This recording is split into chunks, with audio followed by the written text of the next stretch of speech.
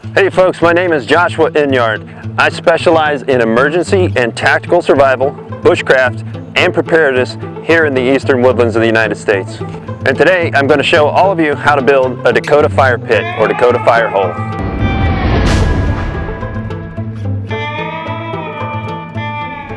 So we're in a position, or we're in a situation where we think that we want to be hidden from observation. We want to kind of keep a low signature, keep a low profile.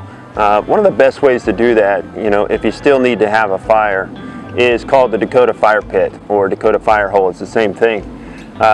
So with that, it has some advantages and disadvantages. Obviously, some advantages is that it's in the ground and it conceals. It's very easy to conceal. The disadvantage is that it creates a lot of ground sign. If you're using a Dakota fire pit, it's because you don't want to be seen. And while using a Dakota fire pit, hides you from immediate observation, what it does is leave behind a lot of sign if you don't do it right. So if you're being tracked, if you're concerned about being observed, you should be also concerned about being tracked. And if you are concerned about being tracked, there is a way that you need to take this thing, to assemble this thing, to build this thing, so that you can put it back together with as little displacement as possible, and leaving as little a signature as possible for when you pick up and move out of here. I'm not just going to dig it out in the open. What I'm looking for is, anything like big trees that's going to offer me any type of cover and concealment. But I'm also looking for something next to a smaller tree, like this little oak, so that when I have smoke coming out of this will help dissipate that smoke, and it'll give me less of a visual signature. You'll still be able to smell it, but you won't be able to see it from as far off, because this will dissipate all that smoke, and it offers me some more additional concealment for my area. Now, looking at the ground as it is right now, I've got some ferns growing, a little bit of blueberry, some sassafras, got some more pines, some pine cones, and of course I've got this stuff on the ground, some sticks, some old ferns, some old leaves, and a lot of pine needles. Now, if I just start digging here and throwing this stuff everywhere, then it's going to be hard to put back. So the first thing I need to do is pull out a poncho or a tarp or something and set that up so that as I'm removing material in layers, I can set it aside. That way, if I have to leave really quickly and I want to cover my tracks, or when I'm done with this, I want to cover my tracks and move on, I can try to put everything back to as close to what it looks like now and have less of a chance of a tracker finding me. Now, the first thing that I need to do is, disturbing as little that's still living as possible, I got to get myself an area here that I can dig. And I'm assuming that you have some sort of digging instrument on your go bag. If you don't, you could easily do this with a digging stick. But I'm going to try to keep the green stuff, and I want to pick up this dust layer as best I can so that it can be replaced easily when I leave. And I'll take more than I need here just so I can show you the technique.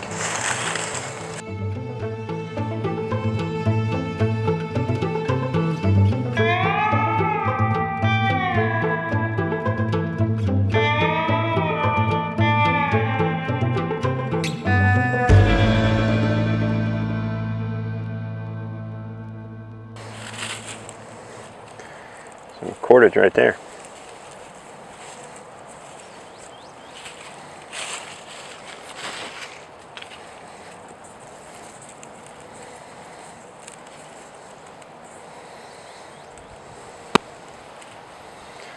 Save that for later. Now with my shovel, I'm going to take off this top layer. And what I'm going to do when I dig this is, hopefully this isn't in the way, but I want to preserve that. These are going to have to go. But what I want to do is, I'm going to dig a 6 to 12 inch circle. So, digging a 6 to 12 inch circle where my main pit is going to be. And that's as big as it needs to be. That's about a 10 inch. There we're about, I'll make it bigger.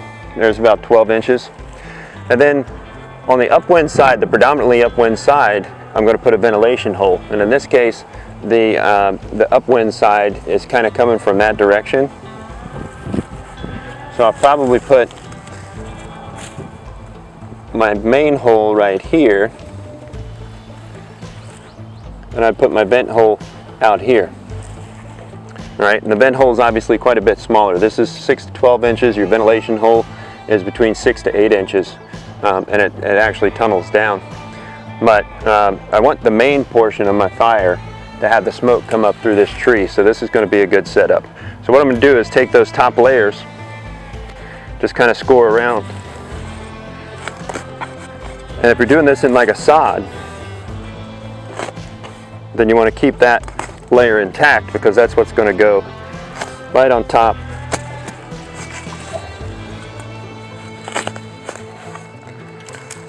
before you cover it with your duff layer. This is pretty sandy soil here, but if it collapses for some reason, I'll show you that technique to fix it.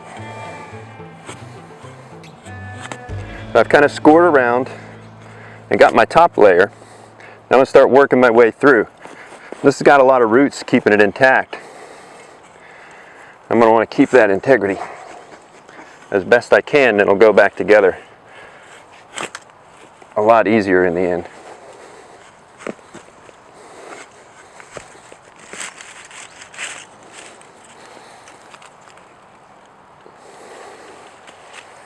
There you go. I'll get my other hole and kind of the top layer of that.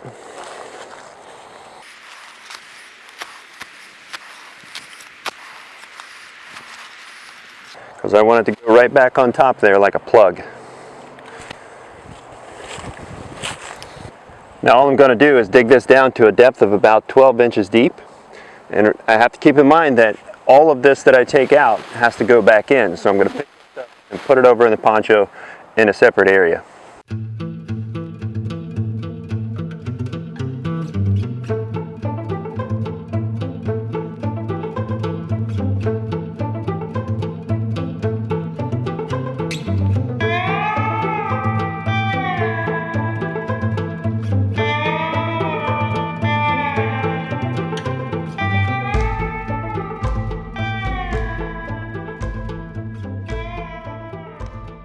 So now that I've got this dug about 12 inches deep, what I want to do is start doing my connecting hole. And the connecting hole is, 6 to 8 inches, so it's not quite as wide in diameter as the main hole, but it is facing predominantly upwind, which in this case is coming in this direction.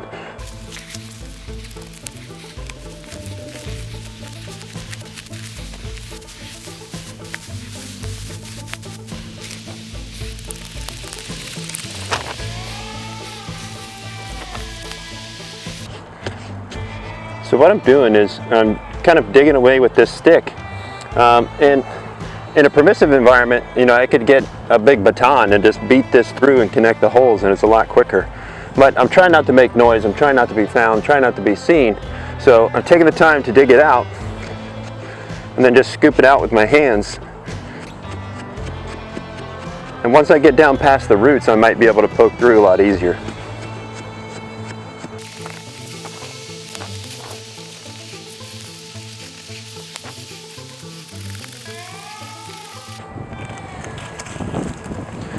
Now once I know that I'm deep enough, I'm going to start going from going deep to going across to connect these two holes.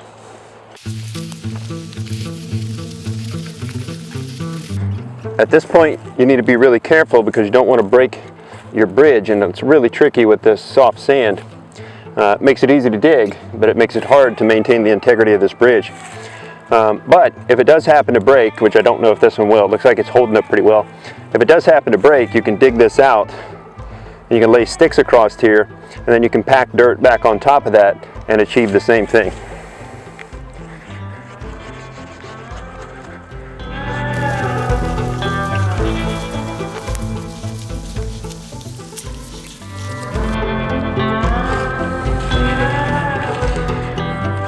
All right, looks like I poked through. I'm just going to clean that up, and we'll be in business.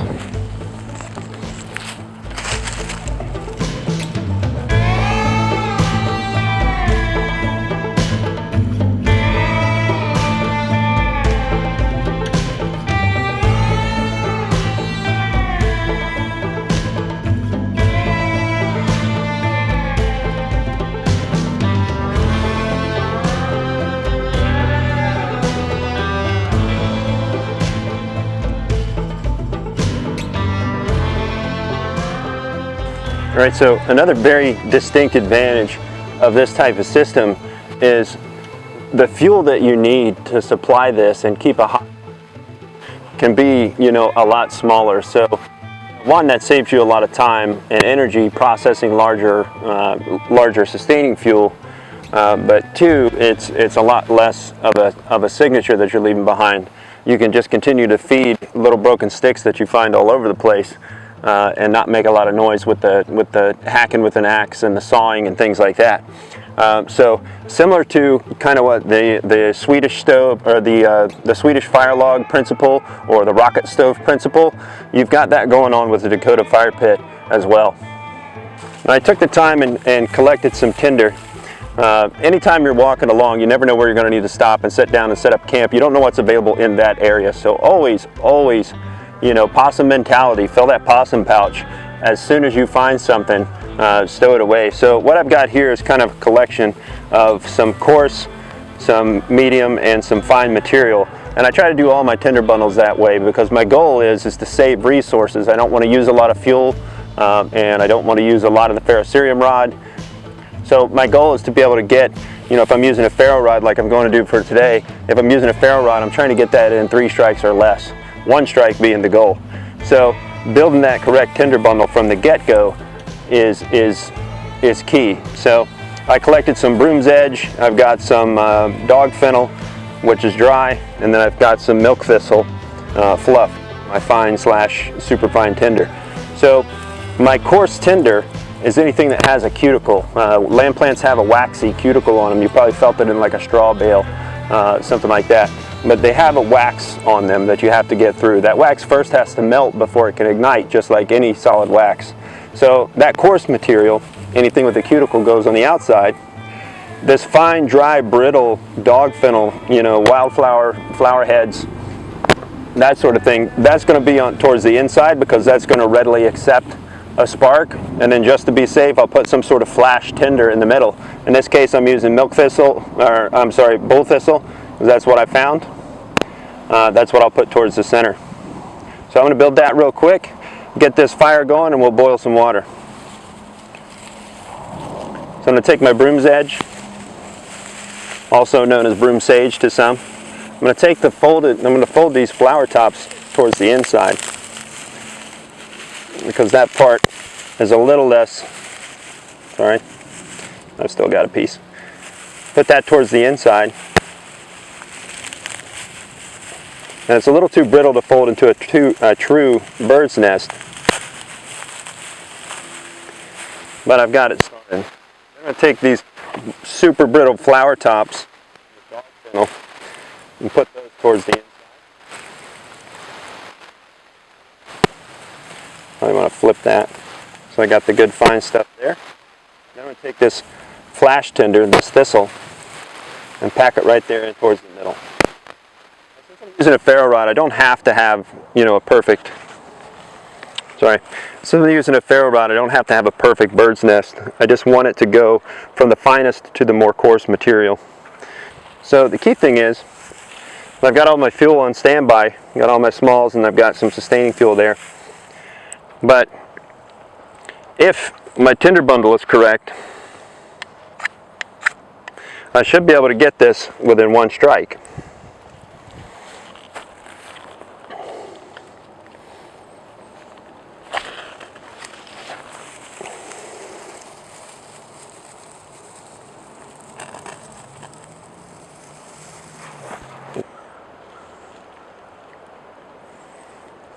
So a couple of things that I will caution you with. If you're in an area that has a lot of resinous conifers like I have here, you really got to be careful that you don't catch the roots on fire. So in my main fire pit, I was really careful to take the roots out and pack those with sand to try to protect them, because they can smolder for a long way and travel that entire route and spring up a fire somewhere else.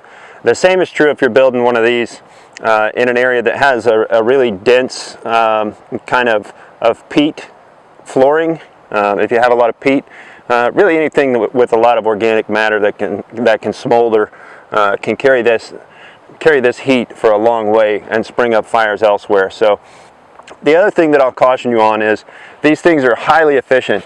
This is extremely hot right here, like a rocket stove. And I've got a great bed of coals here. I'm going to boil some water here on a second. But just to kind of demonstrate a point of how efficient these are as far as, you know, what size fuel they're using, you don't want to put too much in there, or else your flames are going to be this high and you're defeating the purpose of putting it in the ground like this. So just to kind of illustrate that point, I'll throw a really small handful of sticks in here just to show you, you know, once this gets going, it's going to smoke for a little bit, but once this gets going, you know, that little dab, that little bit of fuel is really kind of all you need to really get this thing stoked up again. And you'll see how high that goes. And once you build one of these and play with this for a while, you'll see just how little fuel it takes. If you put more than a big handful on, you know, your flames will start climbing and will start getting out of your hole like you don't want. Like right now, it's a few inches above my hole, so I'm kind of defeating the purpose of it altogether.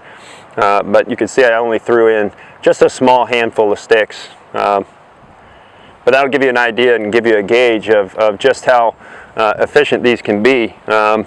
Alan Kay, a buddy of mine that won the first season of Alone, he used one of these similar to this in a shelter of his, and it, you know, prevented him from having to take large bits of fuel and break it down into smaller bits. He could just find little sticks like that, throw a handful in once in a while, and keep his fire going relatively easy with relatively few. With relatively little expenditure of calories. So that's just from a handful. That gives you an idea. Now I'm going to grab some green sticks. I'm going to make me a little grate across here, let these die down a little bit, and I'm going to boil me some water on here.